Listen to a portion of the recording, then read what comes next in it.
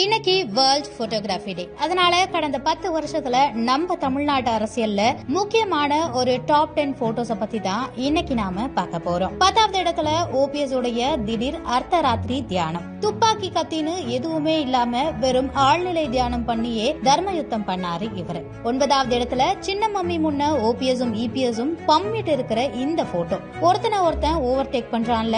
8வது இடத்துல சின்ன மம்மிய பெங்களூரு ஜெயிலுக்கு அனுப்பி அதிமுகவை அபேஸ் பண்ண மோடி கூட சேர்ந்து EPS and OPS co plan போட்டப்போ எடுத்த போட்டோ.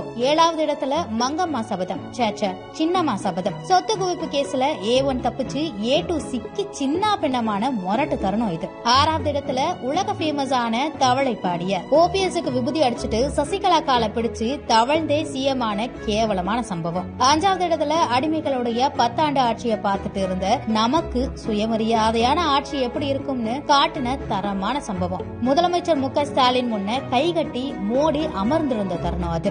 4வது இடத்துல விடியல் பயணம். தேர்தல் அறிக்கையில சொன்னபடி திமுக ஆட்சிக்கு வந்ததும் மகளிருக்கு கட்டணமில்லா விடியல் பேருந்து பயணத்தை அறிவிச்சாங்க. அந்த திட்டத்தை தொடங்கி வச்ச இந்த தருணம் 4வது இடத்துல. 3வது இடத்துல காலை உணவு திட்டம். அறிவு பசி இருக்க வேண்டிய இடத்துல வயிற்று பசி இருக்கக்கூடாதுன்னு பள்ளி குழந்தைகளுக்கு தாயுமானவரா இருந்து காலை உணவு திட்டத்தை செயல்படுத்தினாரு நம்ம முதலமைச்சர் மு க ஸ்டாலின். அந்த போட்டோ 3வது இடத்துல இருக்கு. 2வது இடத்துல பாத்தீங்க அப்படின்னா மகளிர் உரிமை தொகை. இதுவும் தேர்தல் அறிக்கையில திமுக சொன்னதுதான். மகளிருக்கு உரிமை தொகையா மாதந்தோறும் ரூபாய் 1000 தந்தாங்க. அதை வாங்கின ஒரு தாய்மாரோட மகிழ்ச்சியை பதிவு பண்ண இந்த போட்டோ 2வது இடத்துல. முதல் இடத்துல பதவி ஏற்பு.